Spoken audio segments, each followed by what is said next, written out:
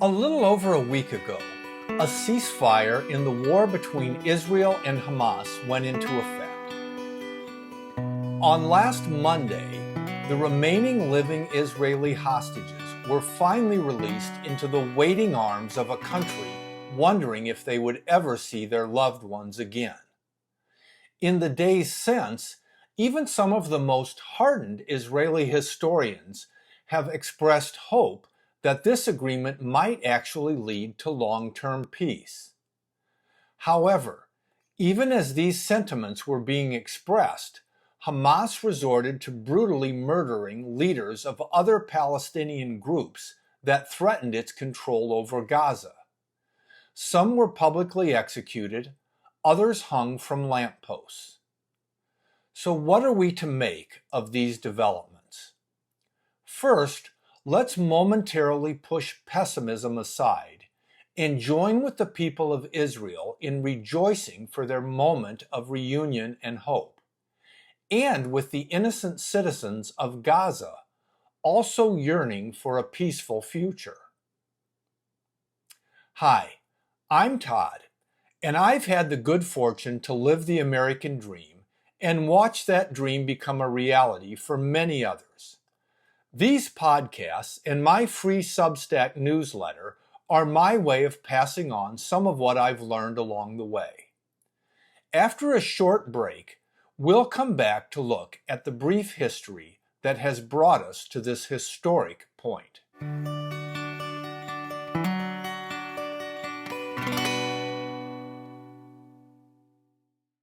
During President Trump's first term, Israel and a handful of Arab countries signed the Abraham Accords, which created the potential for a momentous shift in the Israel against the Arab world paradigm that had long defined the Middle East. This opened the door for other Arab countries to join a peace-seeking coalition with Israel and the United States that stands in opposition to Iranian-funded violence, terrorism, and expansionism.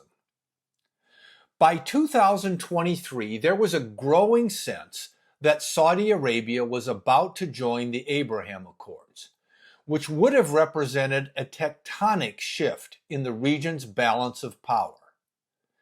In the face of this threat, Iran and Hamas reasoned that if they could provoke Israel into a violent attack on Arab citizens in Gaza, who Hamas uses as human shields for its military infrastructure, it would make it impossible for the Saudis to formally align with Israel. In my opinion, this is why Hamas chose a civilian target, committed acts of such unimaginable atrocity, and also filmed and publicized the brutality, all of which was designed to provoke Israel. Understanding this political motivation for the October 7, 2023 attacks refutes the idea floated by pro-Palestinians that Israel, the victim, was somehow responsible for what happened that day. Nevertheless, on one level, the strategy worked. Israel's counterattack made it at least temporarily impossible for Saudi Arabia and others to join the Abraham Accords. Israel's military response demonstrated stunning levels of intelligence gathering and technological advances, and ended up dismantling much of its enemy's leadership and military resources. And President Trump's re-election last year led to renewed support for Israel in its confrontation with Iran, conditioned upon first giving Iran an opportunity to peacefully resolve the conflict. Earlier this year, Iran's failure to accept Trump's olive branch resulted in U.S. assistance in at least temporarily dismantling its nuclear threat. Then, this past week, Hamas's acceptance of Trump's peace agreement and the release of the hostages seemed to signal they would comply with the terms of the peace plan. but the brutal and public executions that soon followed have called Iran and Hamas's true intentions into question. After another short break, we'll come back to discuss where things stand today.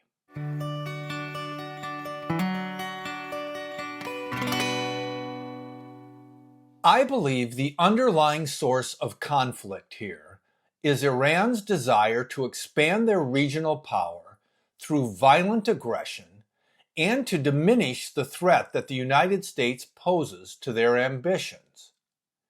While Iran's military resources have been devastated by Israel's remarkable military accomplishments and Trump's strikes on their nuclear facilities, Iranian leadership is unchanged, still controls the oil revenues that fund its ambitions, and has shown no willingness to cede power or change its objectives.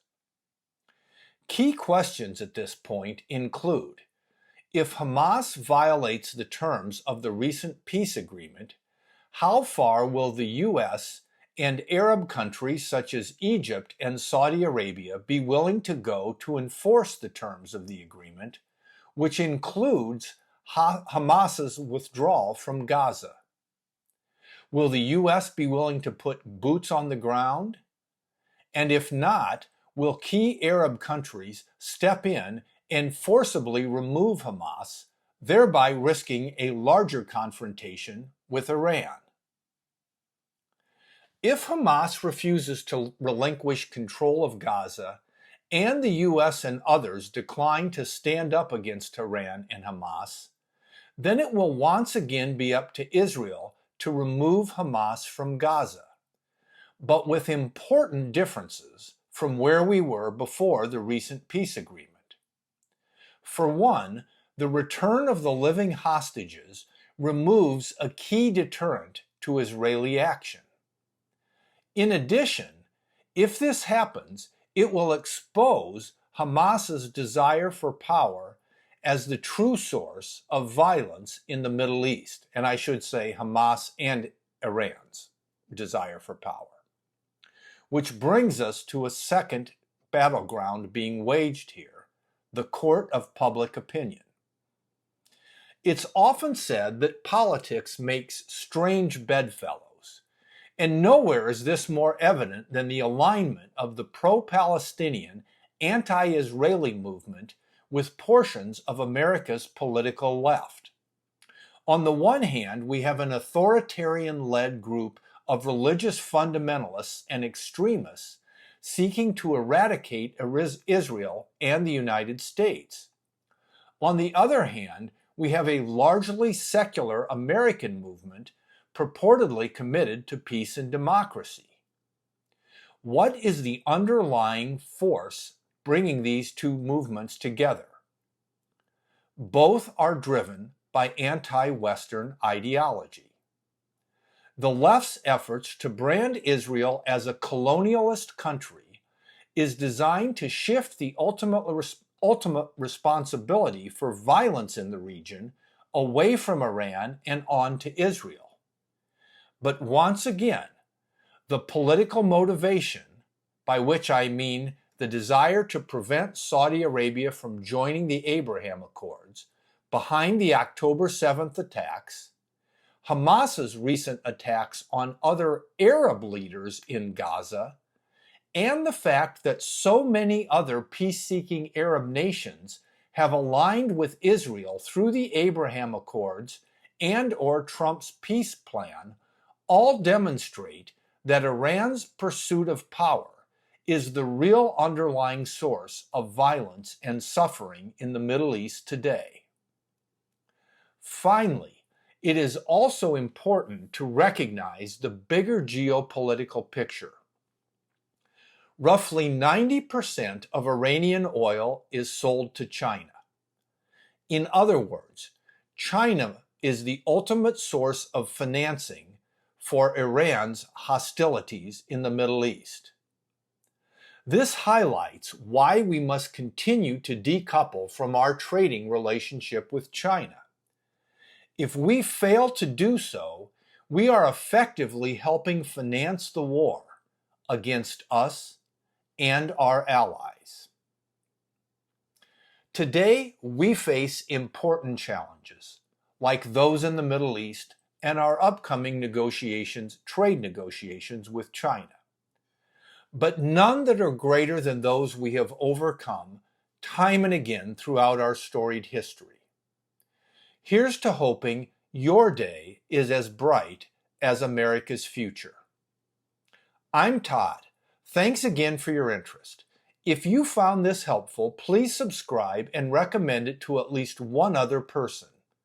If you'd like to learn more and to find links to my free On Wealth and Progress newsletter and my book, please visit my website, toddsheetswriter.com.